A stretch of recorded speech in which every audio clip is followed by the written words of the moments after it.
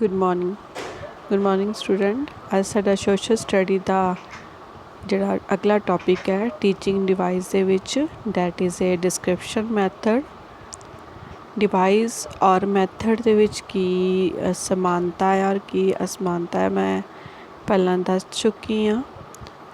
And अज असी करांगे description method या डिस्क्रिप्शन डिवाइस।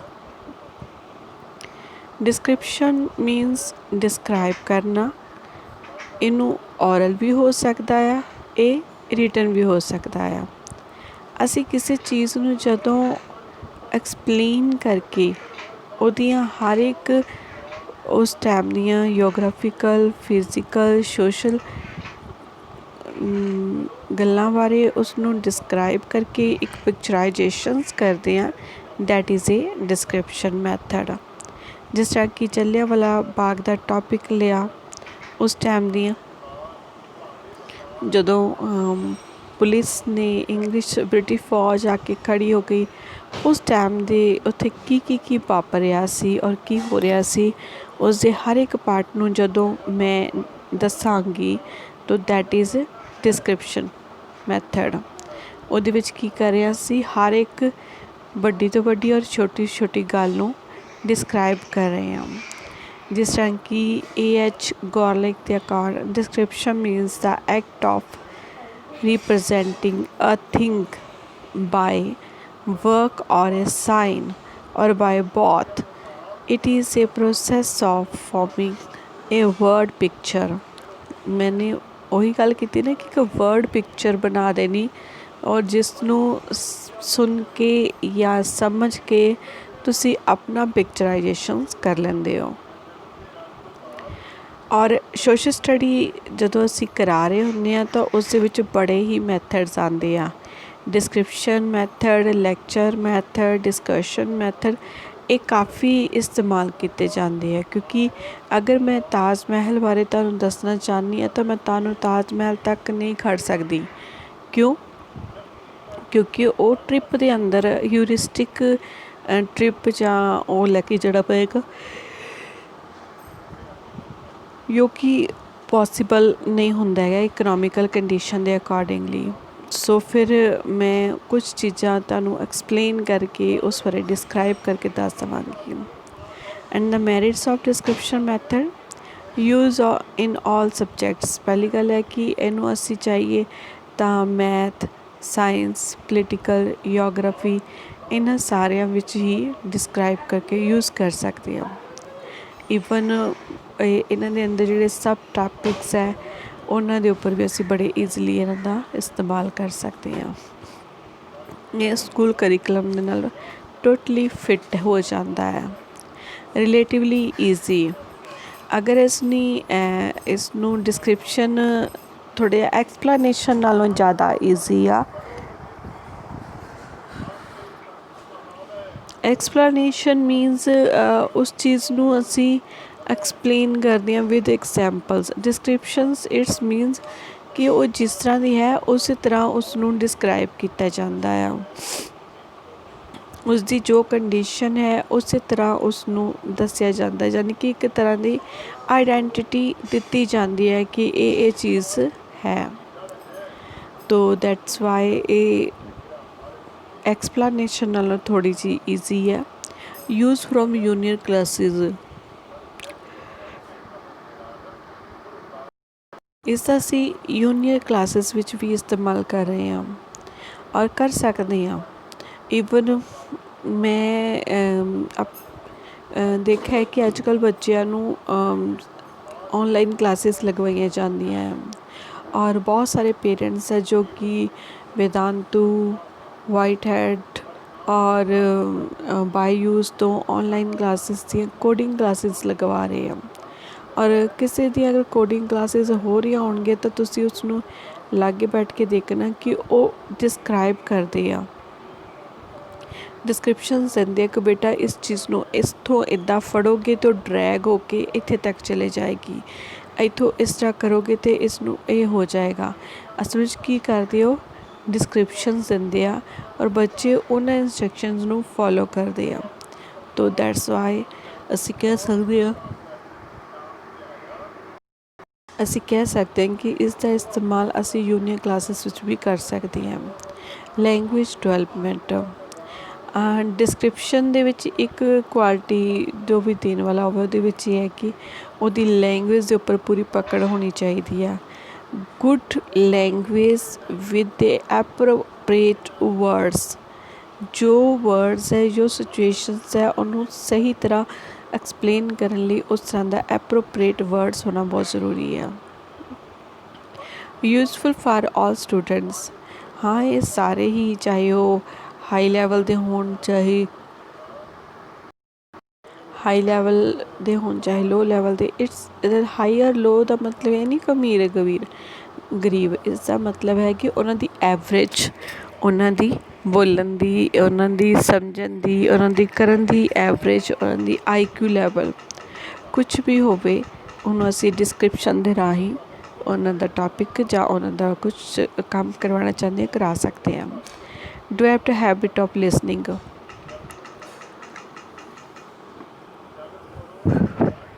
ਡਿਸਕ੍ਰਿਪਸ਼ਨ ਮੈਥਡ ਦੇ ਵਿੱਚ ਡਿਸਕ੍ਰਾਈਬ ਕੀਤਾ ਜਾਂਦਾ ਹੈ ਤਾਂ ਔਰਲੀ ਡਿਸਕ੍ਰਾਈਬ ਕੀਤਾ ਜਾਂਦਾ ਹੈ, ਜਾਂ ਸਮਟਾਈਮਸ ਰਿਟਨ ਦੇ ਵਿੱਚ ਡਿਸਕ੍ਰਾਈਬ ਕੀਤਾ ਜਾਂਦਾ ਹੈ।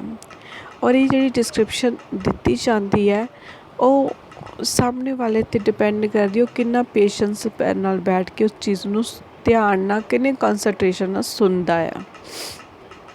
ਤੋ ਇਸ ਦੇ ਲਈ ਜਿਹੜਾ ਸੁਣਨ ਵਾਲਾ ਹੈ ਉਸ ਦੇ ਵਿੱਚ ਹੈਬਿਟ ਹੋਣੀ ਚਾਹੀਦੀ ਹੈ ਸੁਣਨ ਦੀ। ਇੰਡੀਪੈਂਡੈਂਟ ਯੂਜ਼ ਆਫ ਪੋਸੀਬਲ, ਇਹਨੂੰ ਇੰਡੀਪੈਂਡੈਂਟ ਯੂਜ਼ ਇਨ ਪੋਸੀਬਲ, ਇਹਨੂੰ ਅਗਰ ਤੁਸੀਂ ਖੁਦ ਕਰਨਾ ਚਾਹੁੰਦੇ ਹੋ, ਐਕਸਪਲੇਨ ਕਰਨਾ ਚਾਹੁੰਦੇ, ਜਿਸ ਤਰ੍ਹਾਂ ਮੈਂ ਇਸ ਵੇਲੇ ਕੀ ਕਰ ਰਹੀ ਹਾਂ, ਐਕਸਪਲੇਨ ਕਰ ਰਹੀ ਹਾਂ, ਮੈਂ ਡਿਸਕ੍ਰਾਈਬ ਨਹੀਂ ਕਰ ਰਹੀ। ਮੈਂ ਕੋਈ ਇੱਕ ਪਰਟੀਕੂਲਰ ਪੁਆਇੰਟ ਫੜ ਕੇ ਉਸਨੂੰ ਉਸਦੀ ਵਿਦ ਐਗਜ਼ਾਮਪਲਸ ਤੁਹਾਨੂੰ ਦੱਸ ਰਹੀ ਹਾਂ, ਦੈਟ ਇਜ਼ ਐਕਸਪਲੇਨ ਕਰ ਰਹੀ ਹਾਂ, ਬਟ ਮੈਂ ਉਸਨੂੰ ਡਿਸਕ੍ਰਾਈਬ ਨਹੀਂ ਕਰ ਰਹੀ। ਡਿਸਕ੍ਰਾਈਬ ਤਾਂ ਉਦੋਂ ਹੁੰਦਾ ਨਾ, ਡਿਸਕ੍ਰਾਈਬ ਇੱਕ ਛੋਟੀ ਜਿਹੀ ਵਰਡ ਦਿੰਦੀ ਹਾਂ ਕਿ ਬਹੁਤ ਵਾਰ ਤੁਸੀਂ ਬਿਗ ਬੌਸ ਦੇਖਦੇ ਹੋ ਔਰ ਕਿਸੇ ਨੇ ਨਾ ਦੇਖਿਆ ਹੋ ਤਾਂ ਤੁਸੀਂ ਉਸਨੂੰ ਐਕਸਪਲੇਨ ਕਰਕੇ ਦੱਸਦੇ ਹੋ ਕਿ ਡਿਸਕ੍ਰਾਈਬ ਕਰਦੇ ਹੋ ਕਿ ਕੀ ਹੋਇਆ ਉੱਥੇ, ਕਿੱਦਾਂ ਹੋਇਆ, ਕਿਹਨੇ ਕੀ ਕਿਹਾ, ਉਹ ਡਿਸਕ੍ਰਿਪਸ਼ਨ 'ਤੇ ਆ ਜਾਂਦਾ। ਤਾਂ ਇਸ ਕਰਕੇ ਅਸੀਂ ਕੀ ਕਰ ਸਕਦੇ, ਇੰਡੀਪੈਂਡੈਂਸ ਯੂਜ਼ ਵੀ ਕਰ ਸਕਦੇ ਹਾਂ। ਨੈਕਸਟ ਹੈਗਾ ਨੋਟ ਐਕਸਪੈਂਸਿਵ, ਇਹਦੇ ਉੱਪਰ ਕੋਈ ਸਪੈਸ਼ਲ ਐਕਸਪਰਟ ਦੀ ਲੋੜ ਨਹੀਂ ਹੈ, ਸਿਰਫ ਔਰਲ ਡਿਸਕ੍ਰਿਪਸ਼ਨਸ ਹੁੰਦੀ ਹੈ, ਵਰਬਲ ਡਿਸਕ੍ਰਿਪਸ਼ਨਸ ਹੁੰਦੀ ਹੈ, ਦੈਟਸ ਵਾਈ ਐਕਸਪੈਂਸਿਵ ਨਹੀਂ ਹੁੰਦਾ। ਅਗਰ ਕੋਈ ਚੀਜ਼ ਬਹੁਤ ਇੰਪੋਰਟੈਂਟ ਰੱਖਦੀ ਹੈ ਤਾਂ ਉਸਦੀਆਂ ਕੁਛ ਲਿਮੀਟੇਸ਼ਨਸ ਵੀ ਹੁੰਦੀਆਂ, ਜਿਸ ਤਰ੍ਹਾਂ ਕਿ ਇਸ ਦੇ ਵਿੱਚ ਪਹਿਲਾਂ ਕਿ ਮੇਕ ਲਰਨਰ ਪੈਸਿਵ, ਸੁਣਨ ਵਾਲੇ ਨੂੰ ਇਹ ਪੈਸਿਵ ਬਣਾ ਦਿੰਦੀ ਹੈ, ਜਿਸ ਤਰ੍ਹਾਂ ਕਿ ਲੈਕਚਰ ਮੈਥਡ ਦੇ ਵਿੱਚ ਹੁੰਦਾ ਆ। Use at a lower level, ਇਸ ਨੂੰ 3 ਲੈਵਲ ਯਾਦ ਹੋਣੇ ਤੁਹਾਨੂੰ ਬਲੂਮ ਟੈਕਸੋਨਮੀ ਦੇ, ਰਿਫਲੈਕਟਿਵ, ਅੰਡਰਸਟੈਂਡਿੰਗ ਐਂਡ ਰਿਮੈਂਬਰਿੰਗ, ਔਰ ਇਹ ਸਭ ਨੂੰ ਲੋ ਲੈਵਲ 'ਤੇ ਇਸ ਨੂੰ ਯੂਜ਼ ਕਰਦੇ ਆ। And risk of the dullness, ਜਦੋਂ ਵਾਰ-ਵਾਰ ਡਿਸਕ੍ਰਿਪਸ਼ਨ ਦਿੱਤੀ ਜਾਏਗੀ ਤਾਂ ਵਰਕਿੰਗ ਕੰਡੀਸ਼ਨ ਘੱਟ ਜਾਂਦੀ ਆ, ਯਾਨੀ ਕਿ ਖੁਦ ਕੁਛ ਟੀਚਰ ਹੀ ਅਗਰ ਹਰ ਇੱਕ ਚੀਜ਼ ਨੂੰ ਐਕਸਪਲੇਨ ਕਰ ਰਿਹਾ, ਡਿਸਕ੍ਰਾਈਬ ਕਰ ਰਿਹਾ, ਤਾਂ ਡਲਨੈਸ ਆਉਣ ਦੀ ਬਹੁਤ ਚਾਂਸਿਸ ਹੋ ਜਾਂਦੇ ਆ। ਡਿਪੈਂਡੈਂਸ, ਨੈਚੁਰਲੀ ਹੈ, ਜੇ ਡਲਨੈਸ ਹੋ ਰਹੀ ਹੈ ਤਾਂ ਡਿਪੈਂਡੈਂਸੀ ਵੀ ਆਏਗੀ। ਕੋਈ ਹਰ ਇੱਕ ਵਾਰੀ ਇਹ ਚੀਜ਼ ਉਮੀਦ ਕੀਤੀ ਜਾਏਗੀ ਕਿ ਕੋਈ ਇਸ ਨੂੰ ਡਿਸਕ੍ਰਾਈਬ ਕਰਕੇ ਦੱਸੇ। ਵਨ ਵੇ ਪ੍ਰੋਸੈਸ ਲਾਈਕ ਏ ਡਿਸਕ੍ਰਿਪਟਿਵ ਲੈਕਚਰ ਮੈਥਡ, ਇਹ ਵੀ ਵਨ ਵੇ ਪ੍ਰੋਸੈਸ ਹੈ, ਸਾਹਮਣੇ ਵਾਲਾ ਸੁਣਦਾ ਹੀ ਰਹਿ ਜਾਂਦਾ ਹੈ। ਟੀਚਰ ਡੋਮੀਨੇਸ਼ਨ, ਟੀਚਰ ਆਪਣੇ ਅਕੋਰਡਿੰਗਲੀ ਉਸਨੂੰ ਪੋਪ ਐਂਡ ਕੌਨ ਕਰ ਸਕਦਾ ਹੈ, ਵਧਾ ਸਕਦਾ ਹੈ, ਘਟਾ ਸਕਦਾ ਹੈ। ਨੀਡ ਆਫ ਸਕਿੱਲ ਟੀਚਰ, ਔਰ ਇਸ ਨੂੰ ਐਕਸਪਲੇਨ ਕਰਨ ਲਈ ਸਕਿੱਲ ਟੀਚਰ, ਕਿਉਂਕਿ ਵੋਕੈਬਲਰੀ ਬਹੁਤ ਅੱਛੀ ਹੋਣੀ ਚਾਹੀਦੀ ਹੈ, ਉਸਦੀ ਪਕੜ ਹੋਣੀ ਚਾਹੀਦੀ ਹੈ ਵੋਕੈਬਲਰੀ 'ਤੇ, ਦੈਟਸ ਵਾਈ ਇਹ ਸਕਿੱਲ ਟੀਚਰਸ ਦੀ ਲੋੜ ਰਹਿੰਦੀ ਆ। ਨੀਡ ਨੋਟ ਡਿਵੈਲਪਡ ਥਿੰਕਿੰਗ, ਇਹਦੇ ਵਿੱਚ ਐਕਚੁਅਲੀ ਕੀ ਹੈ, ਸਟੋਰੀ ਟੈਲਿੰਗ ਦੀ ਤਰ੍ਹਾਂ ਇਹਦੇ ਵਿੱਚ ਸਟੋਰੀਆਂ ਡਿਵੈਲਪ ਹੁੰਦੀਆਂ, ਬਟ ਥਿੰਕਿੰਗ ਲੈਵਲ, ਸੋਚਣ ਦਾ ਜੋ ਜ਼ਰੀਆ ਆ ਉਹ ਡਿਵੈਲਪ ਨਹੀਂ ਹੁੰਦਾ। ਅਸੀਂ ਬੱਚਿਆਂ ਨੂੰ ਇਸ ਦੇ ਵਿੱਚ ਇਹ ਨਹੀਂ ਕਹਿੰਦੇ ਕਿ ਤੁਸੀਂ ਖੁਦ ਇਸ ਚੀਜ਼ ਨੂੰ ਇਮੈਜਿਨ ਕਰੋ, ਖੁਦ ਚੀਜ਼ ਨੂੰ ਕ੍ਰੀਏਟ ਕਰੋ, ਇਹ ਜਸਟ ਸੁਣਦੇ ਆ। ਦੈਟਸ ਵਾਈ ਇਹਦੇ ਵਿੱਚ ਕੋਈ ਕ੍ਰਿਟੀਕਲ ਥਿੰਕਿੰਗ ਡਿਵੈਲਪ ਨਹੀਂ ਹੁੰਦੀ। ਡਿਮਾਂਡ ਲੈਂਗੁਏਜ ਮਾਸਟਰੀ, ਨੈਚੁਰਲੀ ਮੈਂ ਪਹਿਲਾਂ ਹੀ ਕਹਿ ਚੁੱਕੀ ਹਾਂ ਕਿ ਇਹਦੇ ਵਿੱਚ ਲੈਂਗੁਏਜ ਮਾਸਟਰੀ ਦੀ ਬਹੁਤ ਜ਼ਰੂਰਤ ਹੈ। ਐਂਡ ਸਮ ਪ੍ਰੀਕੋਸ਼ਨਸ ਵੀ ਲੈਣੇ ਪੈਂਦੇ ਜਦੋਂ ਤੁਸੀਂ ਡਿਸਕ੍ਰਿਪਟਿਵ ਮੈਥਡ ਯੂਜ਼ ਕਰਦੇ ਹੋ। ਫਸਟ ਹੈਗਾ order. Description that is sequence ਹੈ, ਸਟੈਪ ਬਾਏ ਸਟੈਪ ਹੈ, ਔਰ ਇਸ ਨੂੰ ਅਸੀਂ ਆਰਡਰ ਨੂੰ ਉਹਦੀ ਸੀਕੁਐਂਸ ਨੂੰ ਅਸੀਂ ਤੋੜ ਨਹੀਂ ਸਕਦੇ।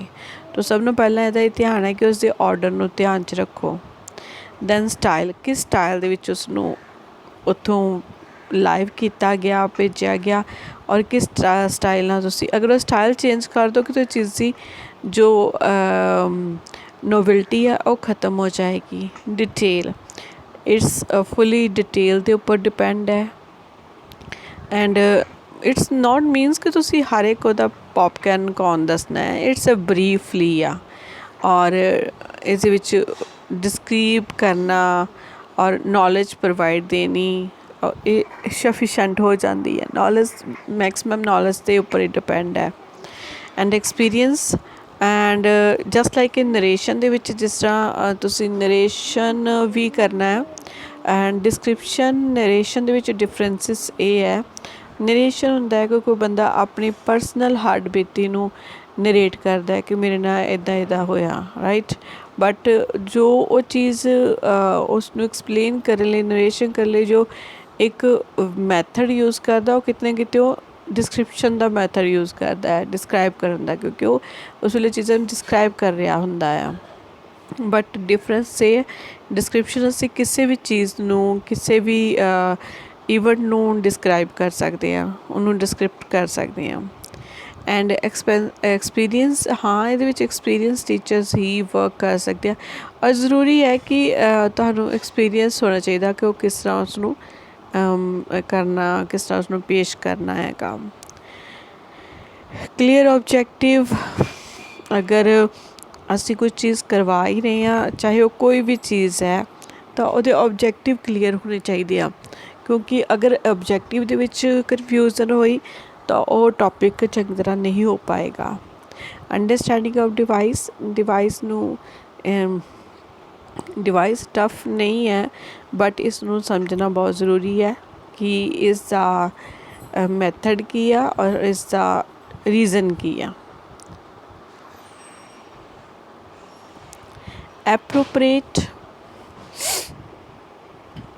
ਐਪਰੋਪ੍ਰੀਏਟ ਪ੍ਰੈਜੈਂਟੇਸ਼ਨਸ ਕਰਨੀ ਚਾਹੀਦੀ ਹੈ, ਐਪਰੋਪ੍ਰੀਏਟ ਲੈਂਗੁਏਜ ਯੂਜ਼ ਹੋਣੀ ਚਾਹੀਦੀ ਹੈ। ਜਿੱਥੇ ਐਮਫਸਾਈਜ਼ ਦੀ ਜ਼ਰੂਰਤ ਹੈ ਉੱਥੇ ਐਮਫਸਾਈਜ਼ ਦੇਣਾ, ਐਕਸਟਰਾ ਕੋਈ ਵੀ ਐਮਫਸਾਈਜ਼ ਨਹੀਂ ਦਿੱਤਾ ਜਾਂਦਾ। ਸਪੀਡ ਬਹੁਤ ਮੈਟਰ ਕਰਦੀ ਹੈ ਕਿਉਂਕਿ according to situations, according to speed high and low ਕੀਤੀ ਜਾਂਦੀ ਹੈ। ਕੰਬਾਈਨਡ ਯੂਜ਼, ਇਹਦੇ ਵਿੱਚ ਕੁਛ ਹੋਰ ਮੈਥਡ ਵੀ ਤੁਸੀਂ ਯੂਜ਼ ਕਰ ਸਕਦੇ, ਜਿਸ ਤਰ੍ਹਾਂ ਮੈਂ ਨਰੇਸ਼ਨ ਕਿਹਾ ਸੀਗਾ ਕਿ ਤੁਸੀਂ ਡਿਸਕ੍ਰਿਪਟਿਵ ਦੇ ਨਾਲ ਨਰੇਸ਼ਨਸ ਨੂੰ ਕਿਤੇ ਨਾ ਕਿਤੇ ਅਸੀਂ ਐਡ ਕਰ ਲੈਂਦੇ ਹਾਂ। ਨੈਕਸਟ ਹੈਗਾ ਯੂਜ਼ ਆਫ ਏਡਸ, ਹਾਂ projector, chart, black board, model ਇਸਤੇਮਾਲ ਹੋ ਸਕਦਾ ਹੈ। ਸਾਈਕੋਲੋਜੀਕਲ ਪ੍ਰਿੰਸੀਪਲ, ਸਾਈਕੋਲੋਜੀਕਲ ਰੈਡੀਨੈਸ ਹੋਣਾ ਬਹੁਤ ਜ਼ਰੂਰੀ ਹੈ ਸਟੂਡੈਂਟਸ ਦਾ ਇਸ ਦੇ ਲਈ।